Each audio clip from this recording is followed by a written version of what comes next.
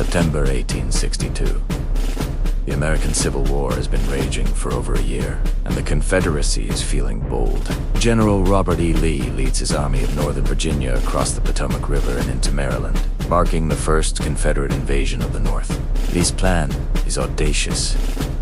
Win a major victory on Union soil, rally support from Maryland, and potentially convince European powers like Britain and France to recognize the Confederacy. But a stroke of luck, or perhaps carelessness, changes everything. A copy of Lee's detailed battle plans, Special Order 191, is discovered by Union soldiers, wrapped around 3 cigars. This crucial intelligence lands in the hands of the Union commander, General George B. McClellan. Now, McClellan knows Lee's army is divided. He has a golden opportunity to strike and destroy the Confederate forces piece by piece. But McClellan, ever cautious, hesitates. This delay gives Lee just enough time to gather his scattered forces and establish a defensive position near the small town of Sharpsburg along the banks of Antietam Creek. On the morning of September 17th, the battle begins. The fighting is ferocious and unrelenting, raging across farm fields, woods, and the Sunken Country Road. The first phase erupts in a cornfield, known simply as the Cornfield, where Union and Confederate forces clash in a brutal, back-and-forth struggle. The cornstalks, as tall as a man, are shredded by a storm of bullets and cannon fire. Control of the field changes hands more than a dozen times, with neither side gaining a decisive advantage.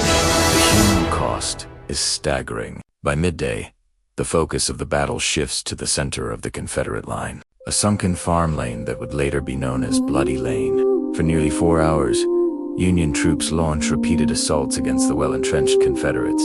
The fighting is at close quarters, a nightmarish scene of chaos and carnage. Finally, a Union breakthrough collapses the Confederate position. But once again, a lack of coordination prevents the Union from exploiting the advantage. The final act of the battle takes place in the afternoon at a stone bridge over Antietam Creek, later named Burnside's Bridge. A small number of Confederate soldiers hold off multiple Union assaults for hours. Eventually, Union forces storm across, but their advance is checked by the timely arrival of Confederate reinforcements. As the sun sets, the fighting sputters to a close.